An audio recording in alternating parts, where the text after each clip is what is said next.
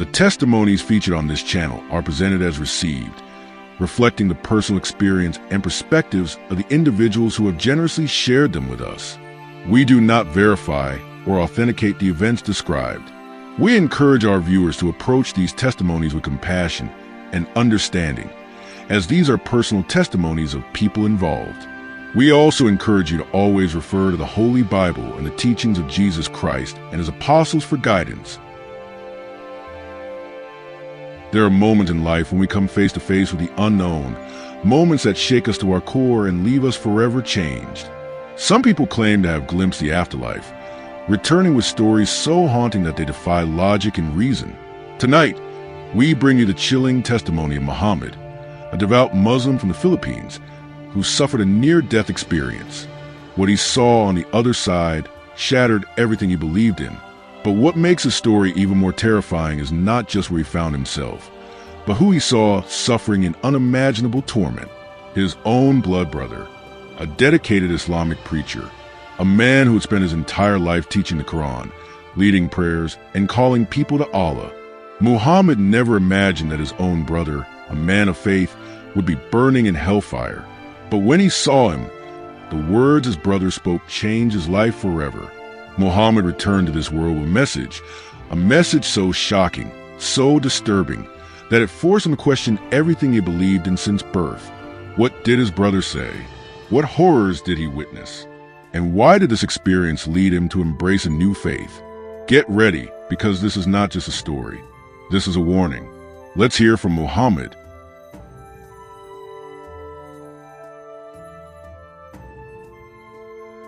I was born into a devout Muslim family in the Philippines. My brother, Ahmed, was a well-known Islamic preacher. He was respected by everyone in our community. From a young age, I admired him. He was my role model, my guide in faith, the one who taught me how to pray, how to fast, how to live according to the will of Allah. But everything changed on the day I died. It happened so suddenly. I don't even remember how I ended up in that place. One moment I was lying in a hospital bed, struggling to breathe, and the next I was somewhere else. I woke up in darkness, a thick, suffocating darkness. The air was heavy, filled with the stench of burning flesh. The silence was deafening, except for a distant sound, agonized screams. I didn't know where I was, but I felt an overwhelming sense of dread. My body was there, yet I felt weightless. I tried to move, but my feet found no ground. It was as if I were floating in an endless void. Then, out of the darkness, I saw something moving. Shadows twisted and shifted, forming figures. Their eyes glowed with a terrible fire. I heard whispers, low, guttural voices calling my name. And then, suddenly, I felt myself being pulled, dragged through this endless abyss. My body twisted in ways that should have been impossible. The heat intensified, and before I could even process what was happening, I saw it, a massive, endless pit of fire. It stretched beyond anything I could comprehend, filled with millions, no billions of souls, writhing and screaming in agony. Flames consumed them, yet they did not burn away. Their skin melted, then regenerated only to burn again. I wanted to run. I wanted to escape, but something held me there, forcing me to look. Then, in the midst of that suffering, I saw him, Ahmed, my brother. He was chained, his body engulfed in flames, his face twisted in pain beyond imagination. I screamed his name, Ahmed, brother, what are you doing here? This cannot be. You were a man of God. You prayed, you fasted, you gave zakat, you taught the Quran.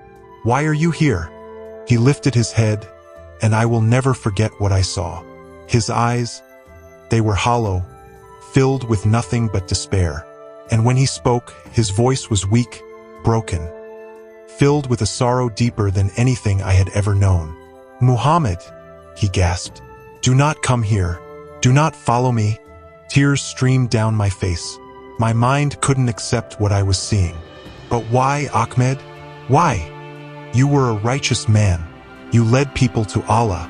You guided them in prayer. Why would Allah send you here? His scream tore through the darkness. I was wrong. We were all wrong. I felt my heart stop. What do you mean? I whispered. His body convulsed as flames licked his skin. I led people to a lie. I thought I was serving God, but I was blind. Muhammad, I was blind, and now I am damned. I shook my head, refusing to believe what I was hearing. No, that's not true. Allah is merciful. He would not do this to you. Ahmed's eyes darkened, and he spoke his final words to me before the flames consumed him completely. The one you rejected, he is the only way. Find him before it's too late. And then he was gone. His body was swallowed by the fire. His screams echoed in my ears, carving themselves into my soul. I don't know how long I stood there, frozen in horror. But then, I felt something behind me, a force, presence. I turned, and I saw a figure unlike anything I had ever imagined. It was tall, clothed in radiant white, shining brighter than the sun. And the moment I looked into his eyes, I knew who he was. And in that moment, I realized everything I had believed my entire life had been a lie. I stood there, staring into the eyes of the radiant figure before me. His presence was overwhelming, powerful yet filled with an indescribable peace. It was unlike anything I had ever felt before. The weight of fear, despair, and hopelessness that had suffocated me only moments ago vanished in his presence. I wanted to look away, but I couldn't. His eyes were like fire and yet filled with love. Then he spoke. His voice was deep, filled with authority, but it carried a warmth that pierced through the darkness around me. Muhammad.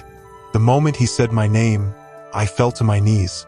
I had spent my whole life thinking I knew God. I had prayed 5 times a day, fasted during Ramadan, given zakat, memorized the Quran. But in that moment, standing before him, I knew I had never truly known God at all. Tears streamed down my face as I trembled before him. Who are you? I whispered. His voice was gentle, but his words carried unimaginable weight. I am the way, the truth, and the life. No one comes to the Father except through me. My breath caught in my throat. I had heard those words before. They were from the Bible, words spoken by Jesus. But that couldn't be. I had been taught my whole life that Jesus was just a prophet, a messenger of God, but nothing more. Yet here he was, standing before me in power and glory. I shook my head. No, this cannot be. I was told you were just a man. You cannot be. He took a step toward me, and in an instant, everything around me changed. The darkness, the fire, the cries of the damned, they all faded. Instead, I found myself standing in a vast, breathtaking place. A light so pure and brilliant filled the air, shining from an unseen source. I could hear the sound of rushing waters, a symphony of voices singing in harmony, and a peace unlike anything I had ever experienced. It was heaven, and then I saw them, countless souls dressed in white, radiant with joy. Some were on their knees in worship, others stood in awe. And at the center of it all was a throne of glory, surrounded by indescribable beauty. The one who had spoken to me now stood beside me. This is the place I have prepared for those who follow me, he said. Tears blurred my vision. The contrast between this place and what I had just seen in hell was too much to bear. I fell to my knees once more. Why are you showing me this? I asked. His voice was gentle but firm. Because I love you, and because I do not desire for anyone to be lost. I shook my head, still struggling to understand. But my brother, Ahmed, he was a preacher. He devoted his life to religion. Why was he in hell? His face was filled with sorrow. Because he rejected me. He followed a religion of works, but he did not know me. I felt my heart break. All my life, I had believed that my good deeds would outweigh my bad. That if I prayed, fasted, and obeyed the rules, I would be saved. But now I realized the truth. It was never about religion. It was about him. Tears streamed down my face. What must I do? His answer was simple, yet it changed my eternity. Believe. The weight of those words struck me like lightning. Not pray more, not do more good works, not try harder. Simply believe. Believe that He is the Son of God. Believe that He died for my sins. Believe that He is the only way to salvation. At that moment, I understood. I had spent my entire life trying to earn my way to heaven. But salvation was never something to be earned. It was a gift, and all I had to do was accept it. I looked up at Him, my heart pounding. But I am a Muslim. My family, my people, they will never accept this. His gaze softened. If the world hates you, remember that it hated me first. But do not be afraid. I will be with you always. A warmth flooded my soul. For the first time in my life, I felt true peace, true freedom, and then everything went black. When I opened my eyes, I was back. The burning pit of hell, the glorious beauty of heaven, the radiant figure before me. It was all gone. Instead, I found myself lying in a hospital bed. My body was weak. My chest ached. Nurses and doctors surrounded me, their voices a blur.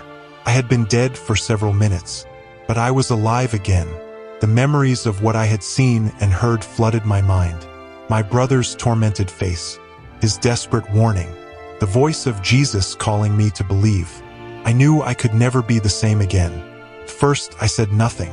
I was too afraid. How could I explain what had happened? My entire life had been built on Islam. My family, my friends, my entire community, everything revolved around the teachings of the Quran. But deep inside, I knew the truth. For days I struggled. I wrestled with doubt, fear, and the weight of what I had experienced. I tried to push it away, but every time I closed my eyes, I saw Ahmed screaming in the flames. And I remembered Jesus' words, "I am the way, the truth, and the life. No one comes to the Father except through me." I could not deny it.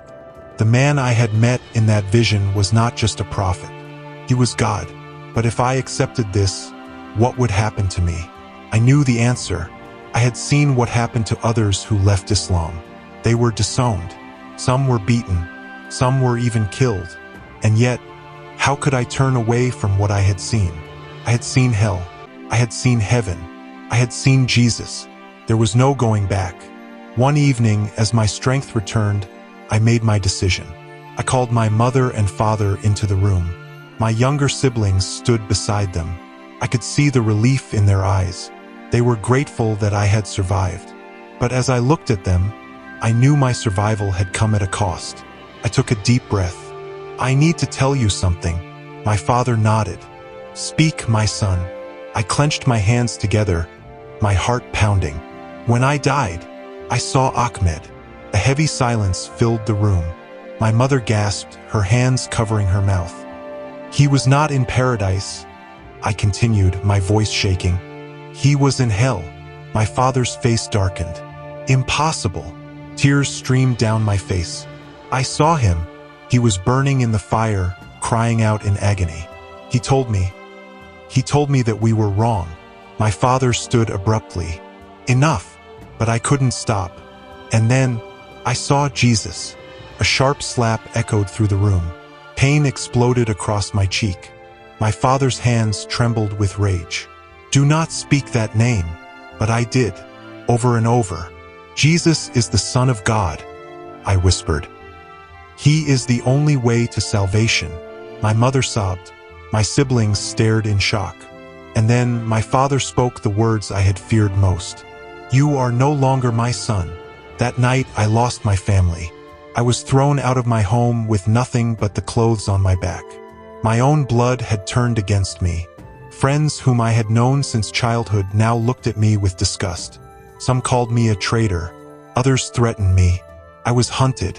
There were whispers in the streets that I should be killed, that I had shamed my family, that I had insulted Allah. I had nowhere to go. And yet, even in the darkest moments, I felt His presence. The one who had met me in my death was now walking with me in my suffering. For the first time in my life, I felt truly alive. I had lost everything, but I had found Jesus. In time, I met other believers, people who had once walked the same path as I had. They took me in, taught me, and gave me a new family in Christ. I learned what it meant to follow Jesus, not just in words, but in action. And then I made my decision. I would not stay silent. I would share my story, even if it cost me my life, because I had seen the truth. And once you have seen the truth, you can never return to the lie. My brother's screams still echo in my mind, but I am no longer afraid, because I know I am saved. And now I live to bring others to the truth, no matter the cost.